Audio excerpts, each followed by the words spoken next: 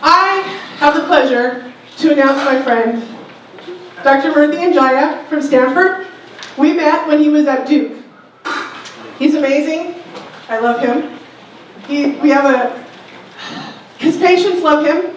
He has a great bedside manner. I know most of you guys think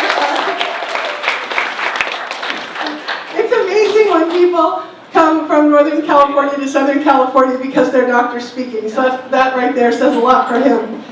We also have Jaime from Impact Genetics is joining us, but she had a problem with her computer camera, so we can't see her, but we'll be able to hear her. And so she's with Impact Genetics, so she's going to be here after Dr. Mruthyunjaya goes through his slides. If you have any questions about the testing part, the laboratory part, and the genetics itself, she can weigh in on that as well. So without further ado, my friend, Dr. Mruthyunjaya.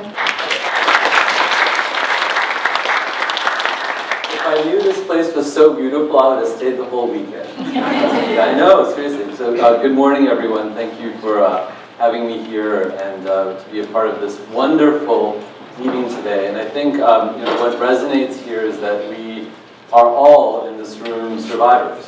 And we survive in different ways, and we move ourselves forward in different ways. And one thing that and maybe my patients have heard me say this before, I think knowledge is power.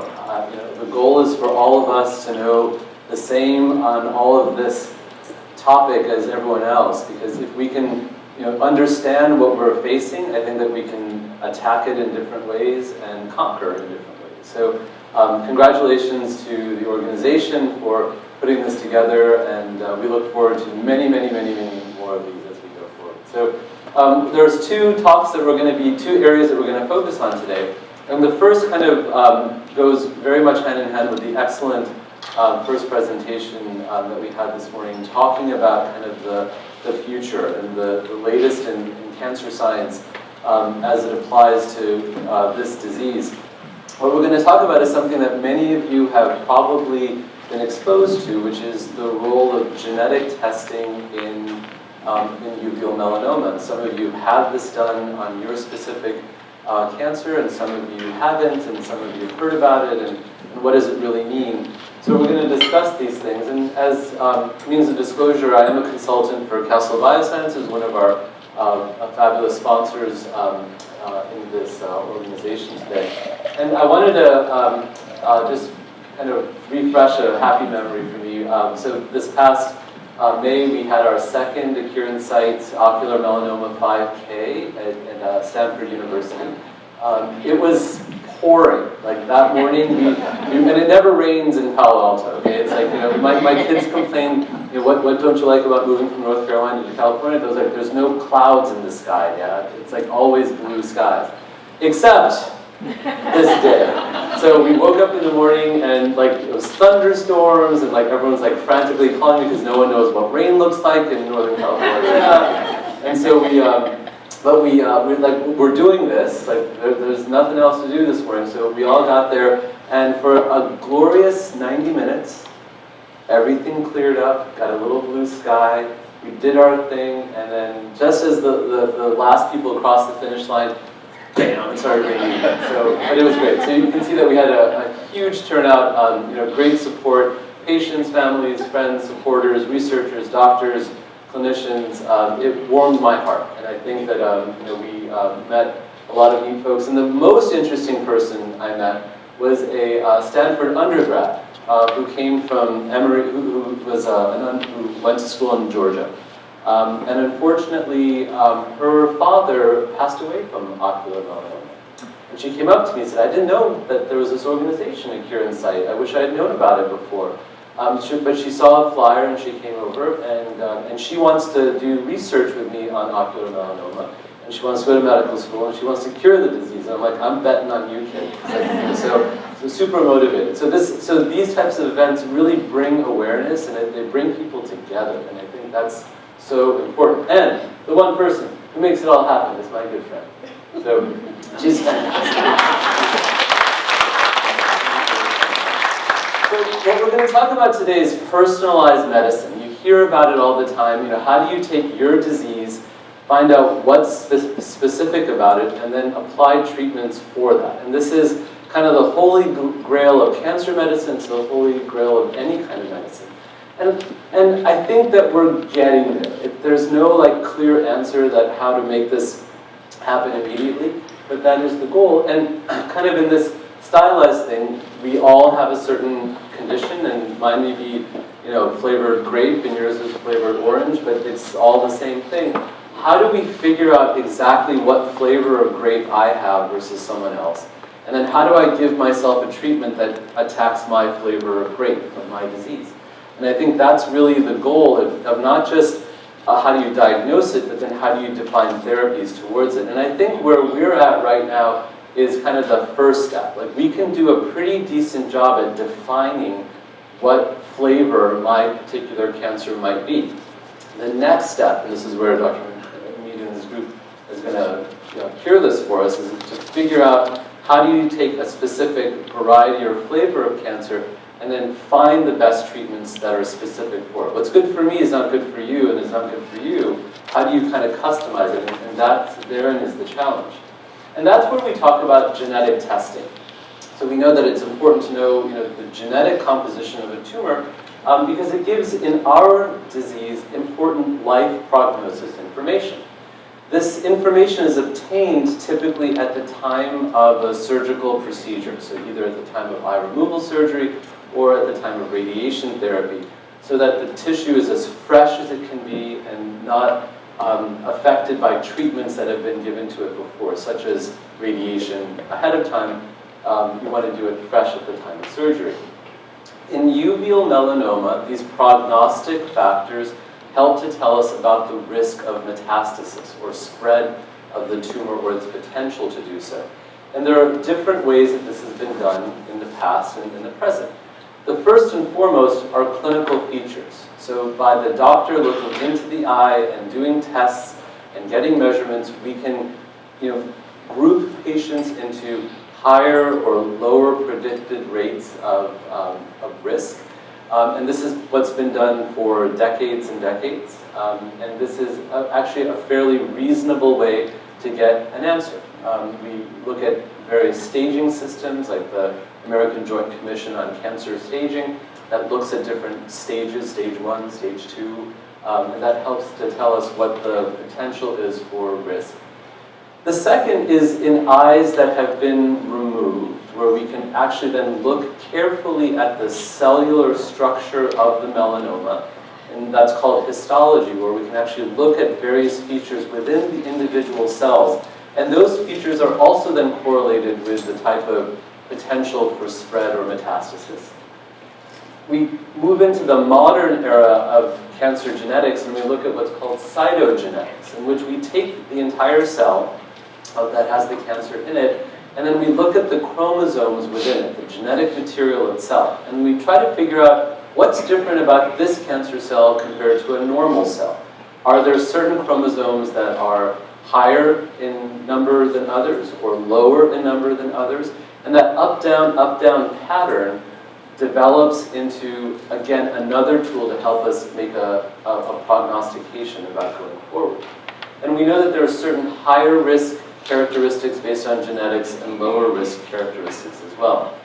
And finally, we'll talk about a test called gene expression profiling, which is kind of the next generation or iteration of how to take information from a tumor and gain knowledge about how that tumor might behave. And each one of these kind of goes deeper and deeper and deeper into the actual structure of the tumor itself. And it can give us a lot more ability to personalize our determinations and our diagnoses. When we talk about ocular melanoma, it's like a home brew sometimes. There's classes. There's disomy and monosomy, and there's different companies that are putting out different pieces of information. And all of this can sometimes get a little confusing, right? So you may have said that I have this type of test result or that type of test result, and both of you on either side of the aisle may have a different result that you're both trying to get a comparison to say which is better, which is worse. And it is confusing. in some ways, this is a good thing, because science has gotten us so far that we have so many options and we have so many different technologies, and we probably don't know what the final best technology is going to be. But in cancer medicine overall, uveal melanoma probably has some of the best prognostic genetic testing available of any cancer, meaning our ability to make prognoses for risk of metastasis or spread is so sophisticated in uveal melanoma, it's almost like to the jealousy of other types of cancers that they can't get that level of information as we can give our patients. Knowledge is power. I think that's an important factor in all of this. So let's talk briefly about some of the tests that are available. Some of these are commercially available, some of these are approved by regulatory organizations. And some of these, again, depends on what institution you're being treated at, what their comfort level is with these tests. I'm going to just start off by saying that any piece of information is going to be useful, and there are different ways to get that information. And for the ocular oncologist, for the medical oncologist, it's all good, because all of that factors in. And there's not like, I got this test, not that test, like I got, someone didn't do the right thing for me. Absolutely not. Any piece of information is going to be helpful as we move forward. So gene expression profiling is the test that's offered by Castle Biosciences. It's a CLIA certified test, and it's the only one that's certified by CLIA, which is kind of a national clearinghouse for laboratory testing. So they've kind of gone through 1,000 hurdles to say that it is an accurate test, a safe test, and a validated test. It has a very low failure rate, which means that our ability to get an answer is usually pretty good using this test. You use a very small sample of cells, and as low as maybe 8 cells are required in order to get this very sophisticated answer. And what's interesting about this test is that it's based more on what's around the tumor cell, not necessarily what's inside each individual one. So it's an RNA-based test that looks at the messages that are being sent by the tumor to the environment around it, and that is what's extracted. And that's given a ability to kind of look at various genes within the specific tumor itself. And there's thousands of genes within a tumor cell. So what that does then is we use powerful computers to tell us that there are patterns of where certain genes are up, certain genes are down, some are in between, and you kind of make dividing lines that say that if you have this pattern, then you have this type of class. If you have another type of pattern, you have a different type of class. And then we can look at clinical correlations to say that patients with this signature have this type of outcomes. And that's how these correlations are made. And this is what the gene expression profile testing tells us. And the test is called DecisionDx-UM. And that gives us essentially 3 answers for a result that divides patients' outcomes as either class 1 or class 2, so 2 main classes. And they can divide that by class 1 as class 1A, which is the lowest predicted risk, class 1B, which is an intermediate risk, and class 2, which is a higher risk of developing future metastatic disease. There's another test that has been added that's called PRAME. So just like I said, there's all these different tests that are out there. This is yet the next generation of testing that's available. And we'll talk a little bit about that as well. When we get our results with the DecisionDx-UM, there's a report. And this report has a lot of small print and a lot of fancy writing in it, which is sometimes very confusing. And it's scary too, because you get this report and like, oh, no, what is this? But what basically it boils down to is a statistical analysis, right? So it's statistics. So we look at these various signatures, class 1A, class 1B, class 2, and then we look at a population of patients that were found to have this and then followed as part of a clinical study. And that helps us to determine the risk of those patients with that particular class developing subsequent metastatic disease, right?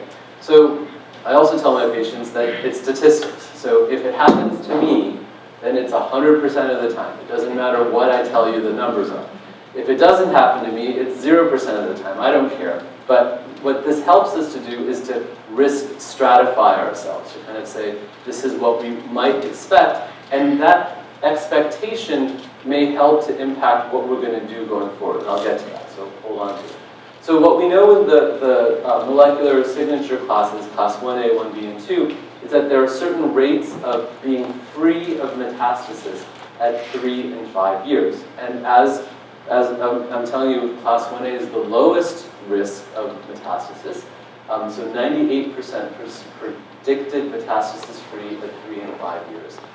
It goes down to class 2, where the metastasis-free prediction is 50% at 3 years and 28% at 5 years. So this information is never fun to look at, right? Especially if you're wherever you are on this graph. But it gives us knowledge, and I'm going to tell you where that knowledge is going to become useful. The test that's available now is called PRAME. So PRAME is a antigen that's found found first in the testes, and is now seen in other cancers as well. And it seems to increase that risk as a modifier from what was there before with the class 1s and class 2s. So PRAME positive tumors have a slightly higher risk than PRAME negative tumors in terms of metastasis. So again, no one likes to be positive in this setting, but it's important to know because that changes how we can think about managing patients. And it may also give us targets to be able to adjust treatments towards specifically this PRAME antigen. So again, if you had this test done, say 5, 6 years ago, PRAME wasn't available. It wasn't even known or discovered. And now the newer generations of tests that have PRAME, this becomes available. So again, every little bit adds to the collective knowledge. So the other test that some of you may have had done is by a company called Impact Genetics. Fabulous group.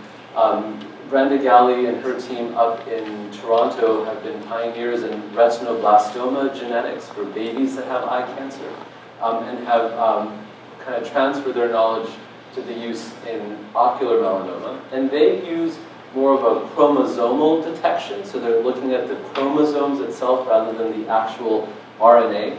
And that's been validated by numerous studies, mainly retrospective. This test is commercially available. It's not CLIA certified, but we feel that the results that are given are very valid and useful for the patients. One of the other features that Impact Genetics provides is they have a database of patients that are collected in Europe that have ocular melanoma, and they've looked at their various clinical features. So they're trying to be more personalized in that if you say, I have this outcome from the Impact Genetics study, and I'm 55 years old and my tumor was this size, they may be able to better personalize your outcome results. So that's a nice feature that the company provides. Again, no one knows what's the most accurate, but I'm just going to say this. I think it's all more information that we have than we had even before when we just kind of look at the tumor and say, oh, big, bad, small, good. I think this is just more personalized treatments as we're going forward. The outcomes, again, they give a nice printout that kind of explains their process. They also talk about if you have other information that they can plug in, like histology information, like information about the tumor size, then they can kind of categorize it even further as it goes down. And there seems to be some modification of the risk based on adding all these other clinical features. And I think that more and more that may be where we're headed going forward. And this is the type of outcome that you would get from the test there. So what does all this mean? Well, this is kind of a schematic of what we think about all the various molecular and tumor-related factors that drive melanomas to do the things that they do in the eye. And this is specific for ocular melanoma. So if you went to a cutaneous melanoma conference, this slide wouldn't be valid, because even though it's the same name, melanoma, it's a different disease. So all of these are things that have been found as related to ocular melanoma. And now that we know this about the genetics, we can think about treatments that are customizable to a specific tumor, a specific tumor type, or a specific mutation, or a specific gene expression profile. So we can look at drugs that may be available and used in other cancers currently. We could look at immunotherapy that was talked about this morning. We could look at ways that the environment influences our genetic code and find ways to modify those modifiers called epigenetic modulators. So all of these things kind of come together. Now let me give you some examples. These are 3 ocular melanoma patients. Okay, all different size, different shape, different locations. And all of these tumors had genetic testing done, and they all, despite the size, had the same result. Okay, they were all class 2, and they all were monosomy 3. So both the tests told us kind of the same thing, right? They both told us that there's a high risk of potential metastasis in these patients. But if I looked at them, I might say, that one on my right here looks bigger than the one in the middle. Shouldn't that be worse? It tells us that before we had to kind of use what we had, which was just the clinical features, now we know a little bit more because of the genetics. Another example. So, how do we modify, our approach and our treatment? You can easily see the tumor on top is bigger than the tumor on the bottom, right? It's a big thing on the top there. Big tumor over here, and then the small melanoma here on this side. But when we do the biopsies and we assess the tissues, we see that even that very large tumor has a low potential. The small tumor has a high potential. So size, we thought mattered, but it may not always matter so much. So this is adding information and knowledge that I think even now we're still beginning to better understand and to process. So I'm going to stop here before we kind of go to the next part of the talk and just see if there's any questions. I want to make sure we're all on the same page. Yes, ma'am. So I'm class 1A, gram positive, and I had a small tumor. And my medical oncologist, he doesn't believe that there's validity in PRAME, and so he said that I'm low risk and questioned whether to even do surveillance. Good question. And I'm having a hard time because I am PRAME positive, right? And I'm somebody who is... No one wants to be positive, right? No, and I don't want, I would prefer it was negative, I hear and then you. I would feel a lot more Totally confident. hear you. Right. But I'm still newer in this journey, so I'm Sure. just trying to, understand, the PRAME side of it. And This good-looking guy in the front row and I had a chat about this just a minute ago, and I feel for our medical oncology colleagues, right? Because there's so much new data coming in, and these are associations, and we don't know what it is, but we're going to have an answer for you. So as part of the same group that helped to decipher class 1, class 2, called the Collaborative Ocular Oncology Group, and it's headed by my good friend Bill Harbour at the University of Miami. I'm on the executive committee and I head the data group for it, so I know this pretty well. There's a second study that many of you may actually have been entered into called the Collaborative Ocular Oncology Group 2. Right? So it's the second study that's essentially looking at about 1,500 patients getting biopsies and having the same test done through Biosciences, and 2 things are happening. We're going to look specifically at this PRAME business and figure out in a prospective, validated format, does it matter, right? So your medical oncologist is absolutely right. I don't know what to make out of PRAME. Maybe it's something, maybe it isn't. We think there's a signal based on small stuff, but science is science. If it has to be done right, and that's what's hopefully happening now. We should have our first reads out probably by next year, for at least the initial data set, and then it will take a few years to know exactly what that means.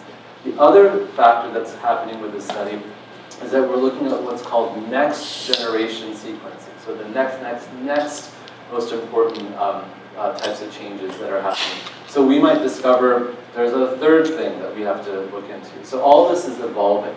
So I don't disagree with your medical oncologist. I still feel bad for your medical oncologist because he has to kind of decipher all the stuff that's coming out as discovery. But it means that maybe there's something that just needs to be watched a little bit differently, but I'm going to ask your opinion on that. Yeah. So I agree fully with that.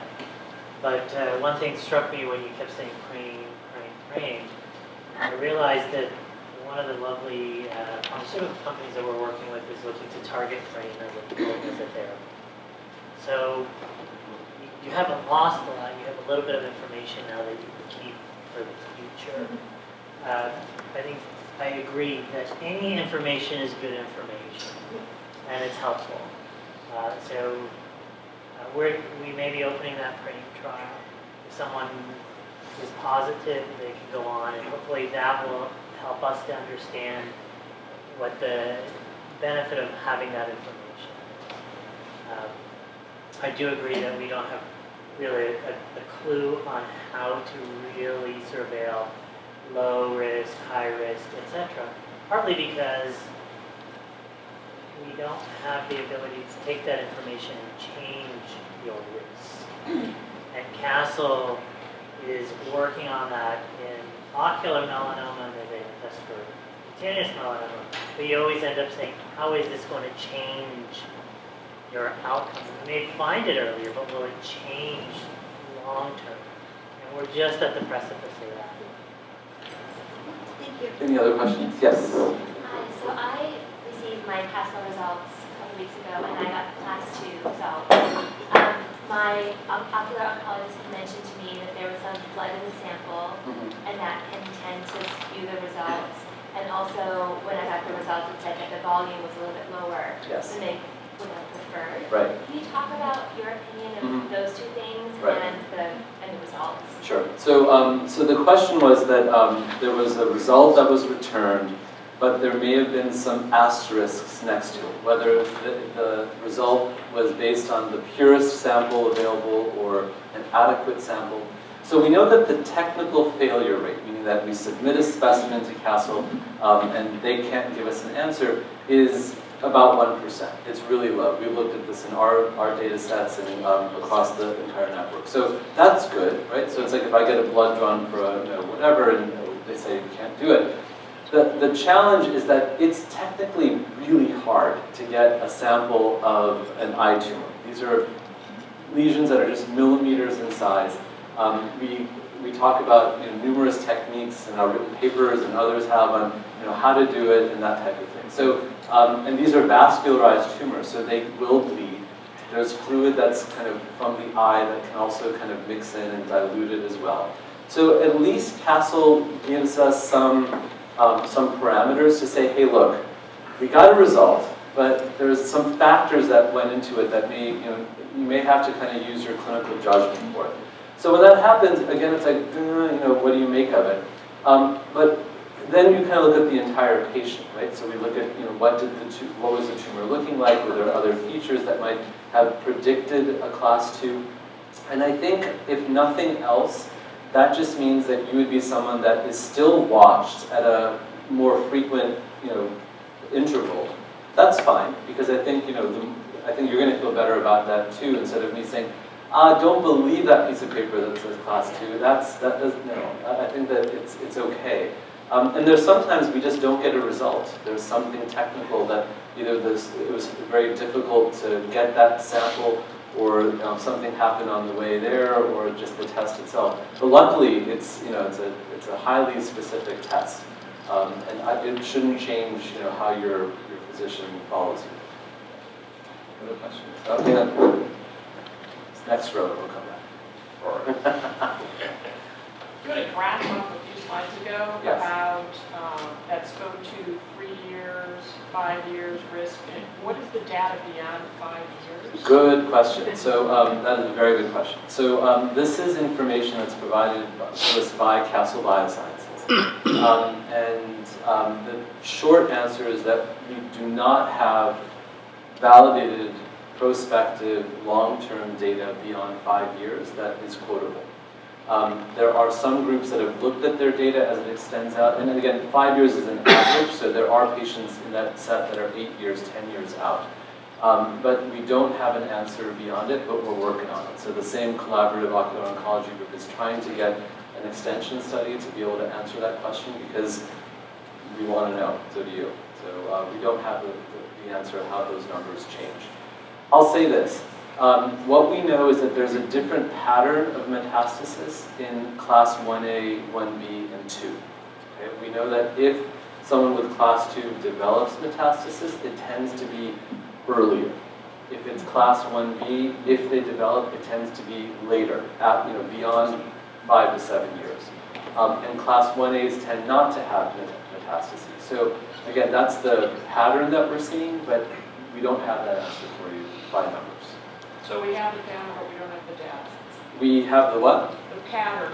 We have the pattern, but we don't have, right, so the data where you want the numbers on that graph requires a certain methodology, and that methodology hasn't been applied yet on a large group of patients. So there's something that we can do to help that? Really good question. So it's being worked on. So what we have to do is look at follow-up for all the patients that were in this original cohort, but more specifically with this newer cohort that's coming around. So I think, I'm going to be honest, it's going to take a couple of years to get that long-term data. I do believe that information is powerful. I'm kind of a mixed bag. 4.5 years out, small tumor. Castle 1A, impact 173, acute gain 6P, borderline gain loss.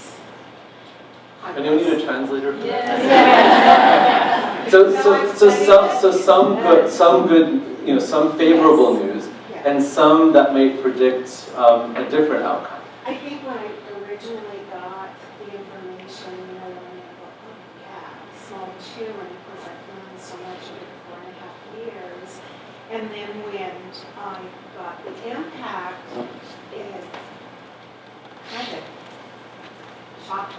Correct. Do you see that often? Yeah, those so, combinations? right, good question. So what you're getting to is there a role for doing multiple tests on the same tumor, right? Like different available commercial tests.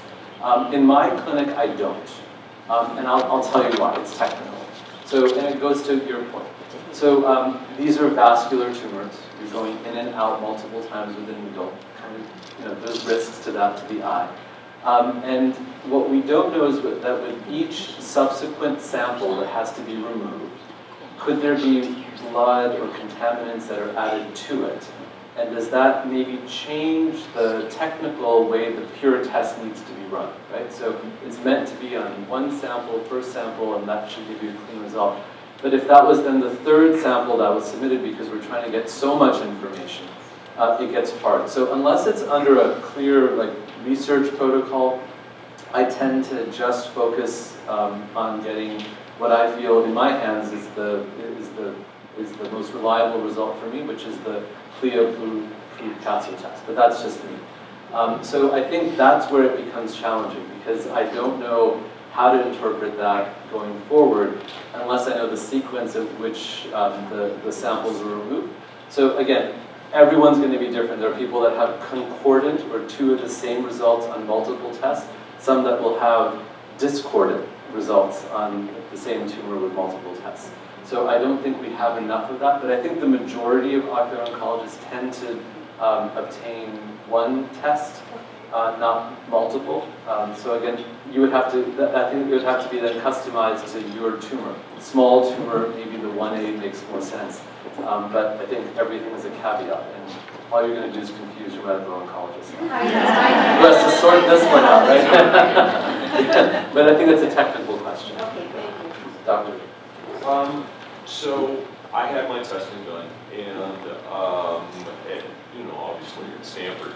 So the second time I went to visit you, I had my plaque radiation, and they drew blood, and we talked about it. Yep. And it is for future testing.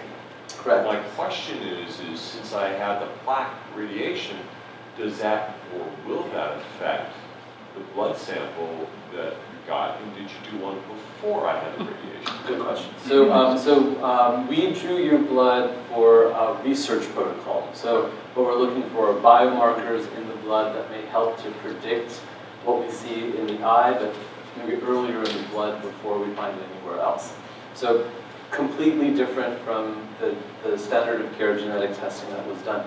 And many of your centers will have their own kind of investigational research protocols that are going on, because everyone's trying to come up with, like an answer here that's going to be, that's going to change what we do. So yes, blood was drawn at the time of surgery in your case, and we may still bleed you over the years in order to learn more from a willing victim. I love it. So that was again not correlative to what's happening here, but if it is, I'll let you know. And that's we hope that it might give us an answer that's at the level of just a blood test. If I could just add something to this, that I know we are going to talk about clinical trials later, but this is one of the reasons that if your doctor comes to you and asks if you would like to participate in a trial, please consider it, because this is why. It's going to help them find the answers, and it might not help you, it might not help you right this minute, but definitely consider it, because you could be part of the missing piece of the puzzle. Maybe a couple more questions? Sir. I just wanted to comment on your earlier comment at the beginning of the talk that this field of ocular melanoma is rich with diagnostic testing, unlike any other tumor type I've seen. This is very, very, well, we're grateful. Makes a big difference. I have one question though. The offered procedure for biopsy, is there a desired sequence for biopsy and aspirate? Should one come before the other? Right, so the question is kind of our sequence for when we do our biopsies, like how do we manage the types of samples that we're taking out from the eye. So unlike another solid tumor biopsy, like if I was biopsying my lung mass or something in my hip, here what we're really going for are small fragments of tumor tissue. So we're not talking about multiple times going into it or trying to debulk the tumor by doing so. We really just need, a few hundred cells, a few thousand cells, which you think is a lot. It's not. It's like really just, you can barely see it with the naked eye is all you need. Because these tumors are so small, and they're often in locations that are so critical to the health of the eye. You just can't keep digging away at it to get a lot. So, and once you are in and you get it, then you're kind of not going back for more. So we don't even talk about it like in terms of aspirate and core and that type of thing. It's essentially a core, but a fragmented core. And could you just very briefly talk about the potential for mitosis spread from biopsy? Really good question. Maybe we'll put that on next year's agenda. Okay. For biopsies. Yeah. So about how we do biopsy. Oh, okay, Yeah. we'll So, do that. so good question. So the concern is if I have a tumor and someone's going to take a biopsy of my tumor, doesn't that increase the risk of that tumor spreading to other parts of the body? We've all heard about it, right? Like every time you never want to seed a tumor, putting anything into it's going to make it angry and it's going to spread out. Very big concern. So we've looked at this data. So if you pool the very largest series, the risk of any spread outside of the eyeball itself, there's only been about 8 cases in the entire world literature. Okay? So, and these, if you really read them, there were some maybe questionable techniques that were used. And maybe these were doctors that may not have been doing this as long or have used techniques that they may not have been as comfortable with. But I can say equivocally, of all my colleagues in all the centers in the US, I'm very confident in their techniques. So I think that we all have a certain way to do it, and we know, how it needs to be managed. And the risk of spread outside of the eye is a rare event. And what we haven't seen also, Dr. McCannell, who's going to join us here earlier, wrote a paper that showed, compared to her rates and other studies, like the COM study, there was really no increase in metastasis found in patients that had biopsies versus that didn't. So we don't think the act of sticking a needle into an eye tumor increases the risk of systemic metastasis. Bottom line. Yeah? So my tumor actually fled. That's how I knew. Yeah. Wouldn't that be the same type of thing? Wouldn't that if there was an increase, then that would have been? Yeah, good question. So we think that tumors in the eye bleed because they grow through a certain layer of the inside coat of the eye. But that does not increase what we think the risk that it's automatically have kind of spread through. Usually those are a little bigger to begin with. That may confer its own risk. But I don't think that the act of bleeding itself, changes the risk in any significant way. Yes, ma'am. I was diagnosed back in 2005, and actually my back was done by Dr. Barber. So I was part of his genetics group back then, but of course we didn't have the class diagnosis at that time. I'm assuming I'm class 1 at one time or not. But, so my question to you is, we never know, and I know you can't say what is the life expectancy of a class 1 patient, Right. because we don't really know, but do you know, like, how many of us are still alive 20 years? In 30 So the years? test hasn't been around 20 years for No, but I mean, class just 1, maybe don't right? mean, I don't know, Yeah. just the history of how many patients are still around that were 19s or, I mean, I'm just wondering. We're on top of that? Diagnosis class 2? Any Us. patient. Any patient, no, Yeah. because we didn't know what we were.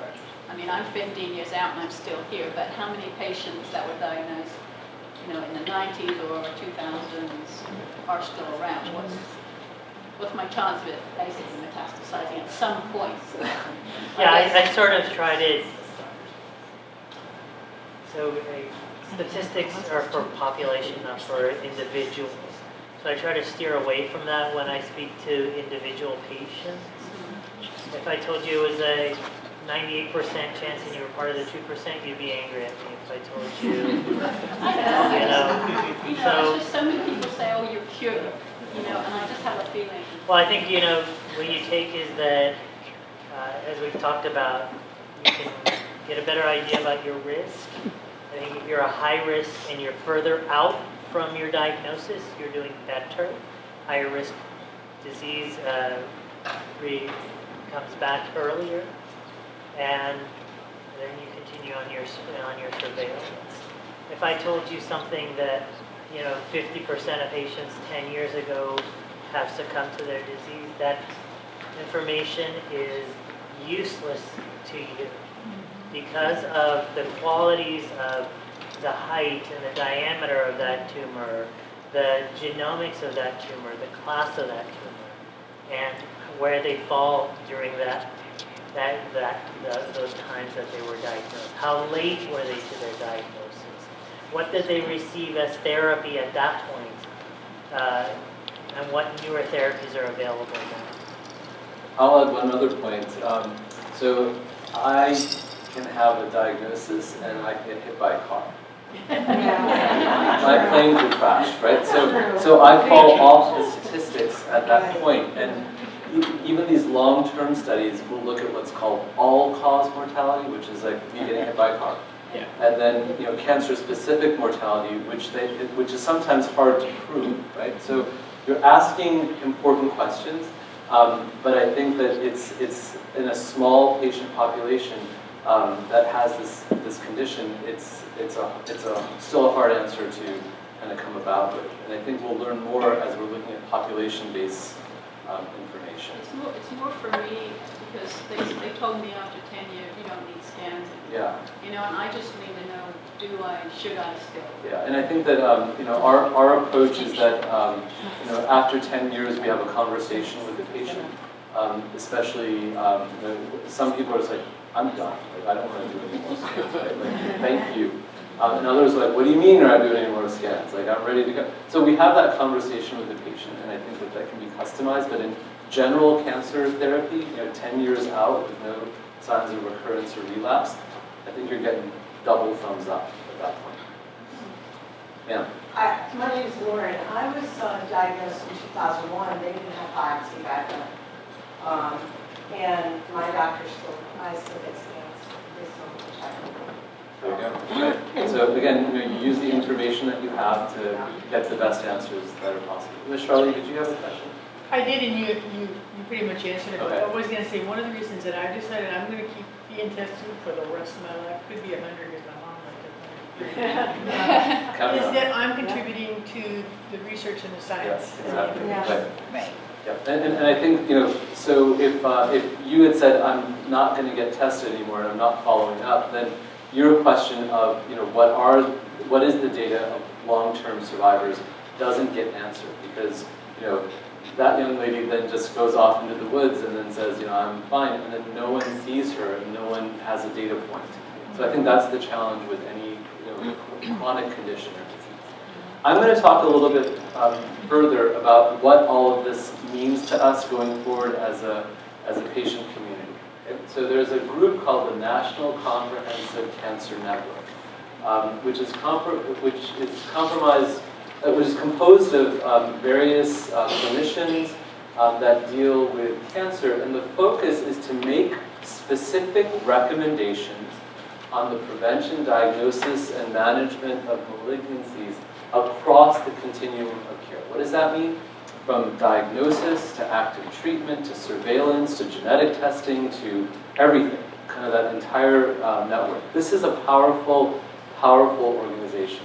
And they have applied their guidelines to more than 97% of patients in the US that have cancer, which means that they have looked at all the common and now some of the less common cancers in doing so. So NCCN. So NCCN is a big deal because it influences what we would call the standard of care. So and why this impacts us is that in a relatively rare cancer, where you have centers that are kind of might be doing their own thing, is everyone getting the same standard of care approach to their treatment if they lived in rural Nebraska as living in Los Angeles, right? So you have different access to care and different treatments that need to be done. It's followed by CMS, which is the group that decides who pays for what tests and what insurance policy covers and that type of thing. So payers listen to this. So anyone ever try to get a scan and they get a denial from their insurance company? Does that ever happen to anybody? Oh, yeah. Yeah, it happens all the time, right? So the reason is that they'll say, ocular melanoma, what the heck is that? This is someone who has no idea what ocular melanoma is, right? So why do you need a scan? Like, you have no idea, you have no data. This is listened to, right? So if this group says it is important to have screening at X interval, and your insurance company says no, your doctor faxes them this guideline statement. So it's very powerful. And it equalizes the landscape for our patients. So hopefully going forward, no one's going to say, I wasn't offered a biopsy, or I didn't get a CAT scan or an MRI done, or that type of thing. So it really makes a big difference. So uveal melanoma, for the first time, has now been included in the NCCN. So 2018 was the first report that came forth, and now the new guidelines are coming forward. And what's great is that we have ocular oncologists, ocular melanoma specialists, medical oncologists who are on this panel. They're working with other oncologists who work with cutaneous melanoma, skin melanomas, coming together. So I'll point out Kumar Rao from Washington University in St. Louis, and Miguel Matarin from my former home institution at Duke University, who are representing the community really, really well on this panel. And this is what you get if you're a clinician that reads this. It's basically like a cookbook of how to take care of ocular melanoma. How do you make the diagnosis? When you make the diagnosis, how do you treat them? What dose should you use when you use radiation therapy? What are your various options? And what they're not saying is that your doctor did it wrong or your doctor did it right. What they're saying is that in the course of all the treatments possible, these are the guidelines that are acceptable. So if someone's stepping way out of that, they're not saying that's wrong either. They're saying that there are always look to using clinical trials, always look to investigational therapies as options. But for the most part, this is kind of the guideline going forward.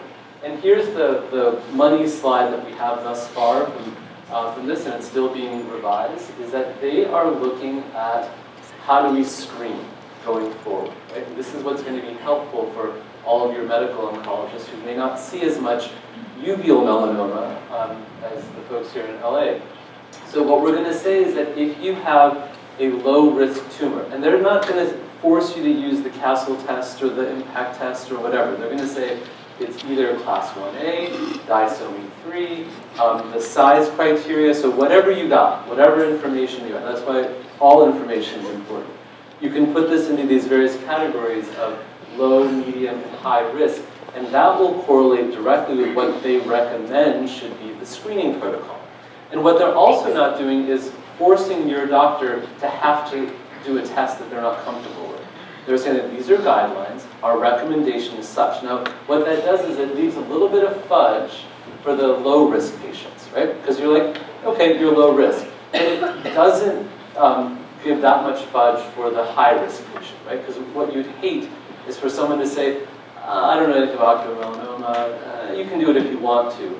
But we know that, no, they should be screened if they're at higher risk. So this is a detailed slide, but really valuable. And just know that there are policymakers that are listening to this. There are clinical leaders that are listening to this. And it really makes a huge difference for our uveal melanoma community.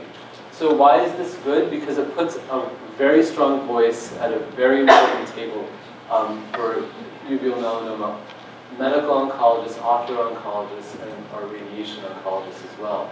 And it incorporates as a living document, because as more information comes out, if we learn PRAME means something, then that might get introduced into this as well. If something else comes out, that can also be added to it. And it equalizes the playing field for our patients across the country. So I think that's really not a bad thing at all. I think that's all I got. Any questions? Just one on what you just said. In the 2019 one, do you think the PRAME will be approved? So the question is, in the newer versions, will PRAME be added to it? So PRAME is actually listed as one of the high-risk features. Okay, so it is already included, and that's actually pretty amazing that a commercially available test specific for this disease is put right into the recommendation. So it does force medical oncologists to recognize that PRAME has a role. But I think the truth is that we're lucky to have that in there because so people don't forget about it. We still don't know, what the ultimate to that is, but it's in there. Can we ask Jamie to chime in? Sure, please. Jamie, are you still with us? I'm with you. Okay, well, hi, Jamie. Thank you so much for joining us. What can you add? I thought that was an excellent presentation, Dr. Mruthyunjaya. I think you're absolutely right. There's lots upcoming, and I think that the information is power, and we're working really hard to try to support that any way that we can. Was there a specific question that came up, Melody? I couldn't hear as well when the... Jamie, there was a question. Can you hear me, Jamie? Can you hear? I can hear you, Yeah. yep. Jamie, there was a question on discordant testing. The specific question was someone had a gene expression profile test that gave one answer, and then it sounds like a test from Impact that gave kind of the opposite answer. So can you tell us a little bit about multiple testing using multiple samples coming out of a single tumor using your product and how you advise patients that may have a discordant test?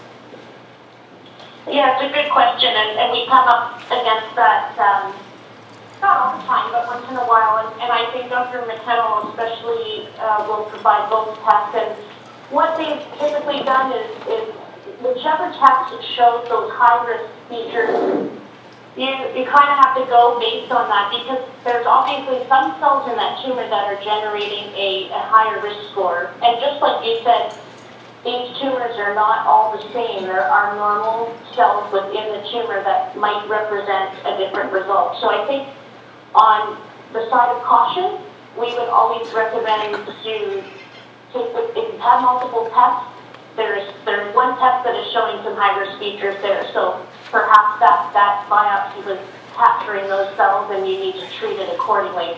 Would you agree with that?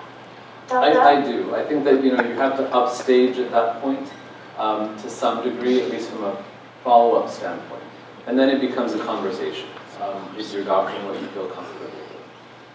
Yeah, and I think just like you said, some physicians are comfortable, some are not.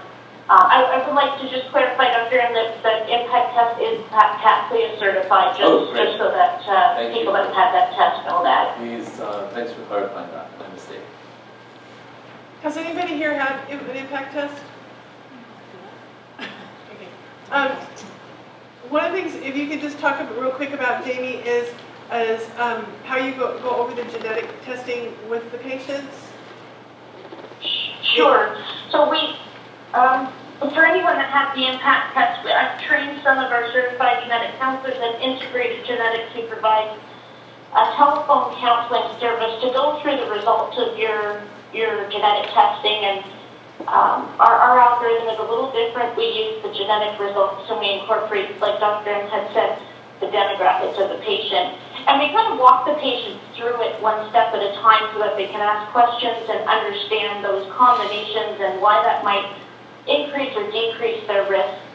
It's a lot of information as Dr. M had shown. So we really try to take the time to walk you through it and also provide you with some psychosocial support as well, because a lot of patients are sort of through a whirlwind when they're finally finished and healing.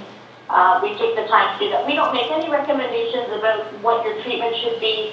Your doctors are experts and know that part very well. We just try to support you understanding what the results mean and why the numbers are there that have been calculated for you.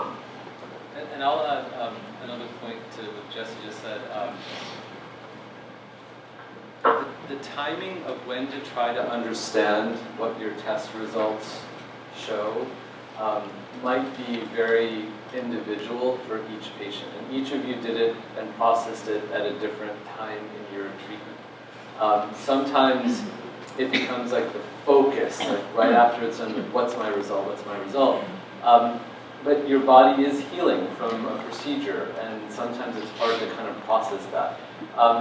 None of these results impact what you do tomorrow, or even next week, or maybe even next month. So it's okay to let this kind of soak in, learn more, get more information. That would be one of the things that I would tell anyone who's newly diagnosed, is that when and where you process it is going to be it's on your time, and there's no rush. It's not like, oh, if I didn't make a decision based on this today, then I'm going to do the wrong thing for my eye. No, you've been treated.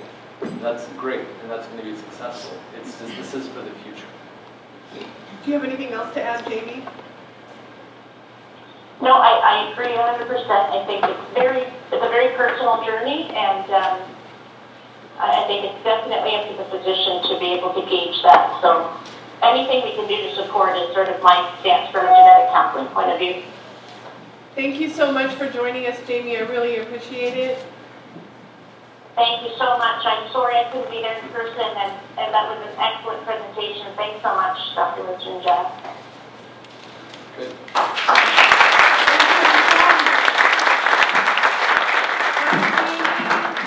Bye, Melanie. Thank you. Okay, I'll talk to you soon, okay? Email me. Okay, bye. Bye.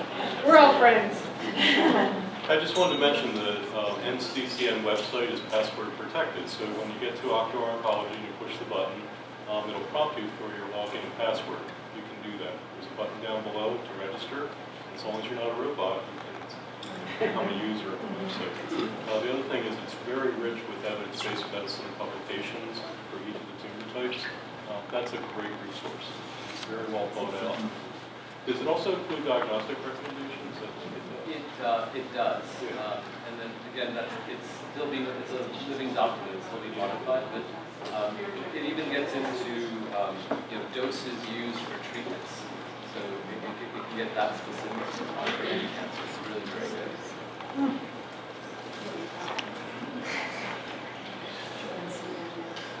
So the testing, is it always just off of the tumors? Because you mentioned drawing blood. Are they actually finding things just by blood draws alone? Short answer, no. But long answer is right now it's tumor-based genetic testing, so we have to take it from the main tumor itself. Different ways than someone asked before. So at the time of, say, radiation surgery, the sample is obtained fresh. If the eye is removed or a nucleation, it can be obtained from that tissue at the time of removal, or it can actually be taken from the slides that are made from it. It might lower maybe some of the accuracy from that, but it's still an option. And Castle has done a very nice job being able to kind of take the preservatives out and then still get an answer. It just may not be as robust as if it's fresh. So if you've never had it done before, but there's a sample in your eye somewhere, they can still go back to some degree and get that. Is that correct? Paraffin. Paraffin detection of the GEP. If there's issues on it, you can go back and get. Good. Hey, could we just embarrass Kristen and give her a round of applause?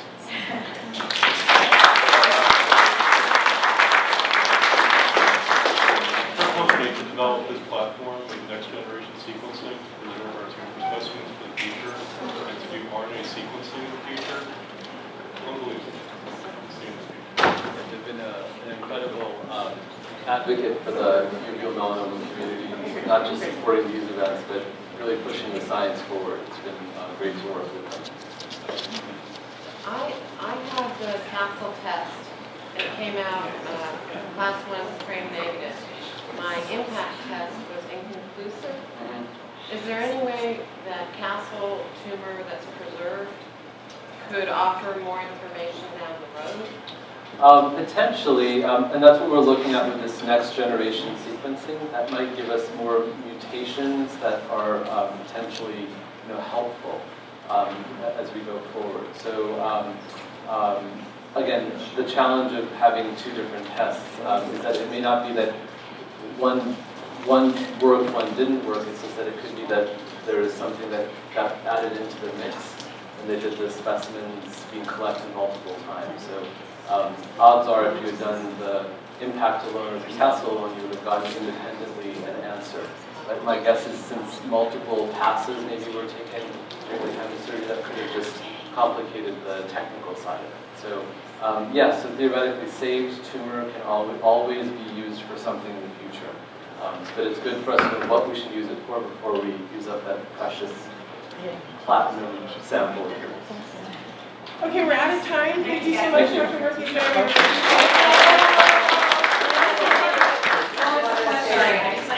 Oh, go ahead. To follow on, to address this lady's question here. We, in our lab, when we get your sample, we split it into an aliquot of the sample, so we have two.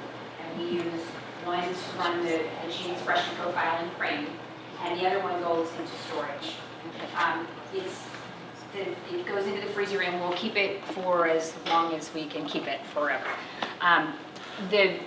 The idea behind that is that there's such rapid, development of new technologies and new things, and then especially with the next generation sequencing programs that are out there. So we do have a next generation sequencing assay that is available, a test that's available that can give you a a sequencing panel of results. It's a cash pay test. So if you have questions about that, please see me. I'm going to be here for the rest of the day. I'll be at the dinner tonight. So if you have questions and want to talk about what that means to you, then just come and seek me out, and I'm happy to talk to you more about it.